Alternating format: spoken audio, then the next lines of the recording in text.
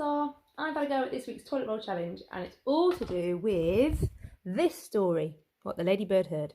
I'm going to read you a little bit of it, and then I'm going to show you what I've made. Hopefully very soon you will recognise, hopefully, some of these animals. Right then.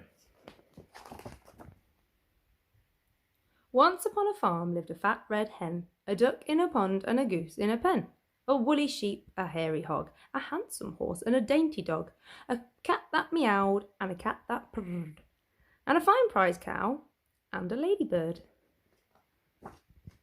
Right then. And the cow said moo, and the hen said cluck. Hiss, said the goose, and quack, said the duck. Nay, said the horse. Boink, said the hog. Baa, said the sheep. And poof, said the dog.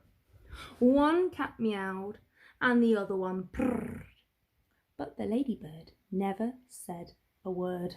I hope you like all my farmyard animals and you can recognise them.